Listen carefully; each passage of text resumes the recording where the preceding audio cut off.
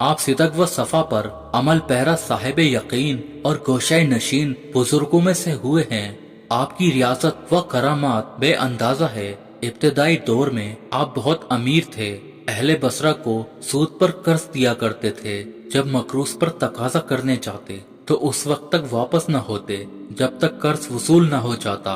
अगर किसी मजबूरी से कर्ज वसूल न होता तो अपने वक्त के जाया होने का मकरूज से हर्जाना वसूल करते और इस रकम से जिंदगी बसर करते। एक दिन आप किसी के यहाँ वसूल याबी के लिए पहुँचे तो वह घर पर मौजूद न था। उसकी बीवी ने कहा कि ना तो मेरा शौहर घर पर मौजूद है और ना मेरे पास तुम्हारे देने के लिए कोई चीज है। अलबत्ता मैंने आज एक भेड़ ज़िबा की थी, उसका तमाम गोश्त खत्म हो चुका है। अलबत्ता सीरी बाकी रह गई है।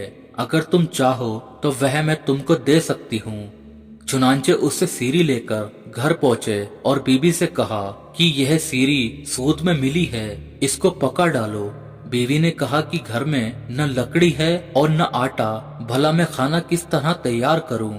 आपने कहा कि मैं इन दोनों चीजों का भी इंतजाम लोगों से सूद लेकर करता हूँ। सूद ही से यह दोनों चीजें खरीद कर ले आए। लेकिन जब खाना तैयार हो चुका तो एक साहिल ने आकर सवाल किया। आपने कहा कि तेरे देने के लिए हमारे पास कुछ नहीं है, क्योंकि अगर हम तुझे दे भी दें तो उससे तू दौलतमंद न हो जाएगा, लेकिन हम मुफलिस जरूर हो जाएंगे। साहिल जब मायूस होकर वापस चला गया तो बीवी ने सालन निकालना चाहा, लेकिन वह सालन के बजाय खून से लबरेज थी। उसने शोहर को आवाज देकर कहा कि देखो तुम्हारी कंजूसी और बदबख्ती से यह क्या हो गया है। आपको यह देखकर इबरत हासिल हुई। बीवी को शाहिद बनाकर कहा कि आज मैं हर बुरे काम से तौबा करता हूँ। यह कहकर मकरूज लोगों से असल रकम लेने और सूद खत्म करने के लिए निकल पड़े।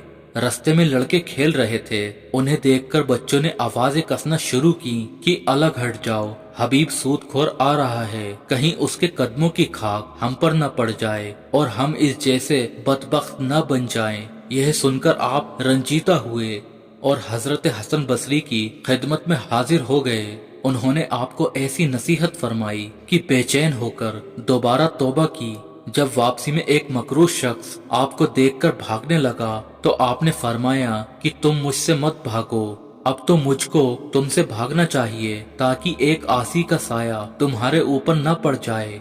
फिर जब आगे बढ़े तो उन्हें लड़कों ने कहना शुरू किया कि रास्ता दे दो, आज हबीब तायब होकर आ रहा है, कहीं ऐसा न हो कि हमारे पैरों की गर्द उस पर न पड़ जाए और अल्लाह ताला हमारा नाम गुनाहगारों में दर्ज न कर ले। आपने बच्चों का यह कौल सुनकर अल्लाह ताला से अर्ज किया कि तेरी कुदरत भी अजीब है कि आज ही मैंने तौबा की और आज ही तूने लोगों की जबान से मेरी नेक नामी का ऐलान करवा दिया। उसके बाद आपने मुनादी करा दी कि जो शख्स मेरा मकरूज हो वह अपनी तहरीर और माल वापस ले जाए। उसके अलावा आपने अपनी तमाम दौलत राह मौला में लुटा दी। जब कुछ बाकी न रहा तो आखिर में एक साइल के सवाल पर अपना कुर्ता तक दे दिया और दूसरे साइल के सवाल पर अपनी बीवी की चादर भी दे दी। उसके बाद दोनों मियाँ बीवी तकरीबन नीम बरहाना रह गए। फिर साहिल फुरात पर एक इबादत खाना तामीर करके इबादत में मशगूल रहे।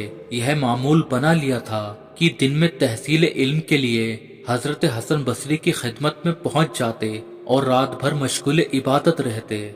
चूँकि कुरान करीम का तलफ़्फ़ुज़ अपने सही मरकज के साथ अदा नहीं कर सकते थे, इसलिए आपको अज़मी का खिताब दे दिया गया।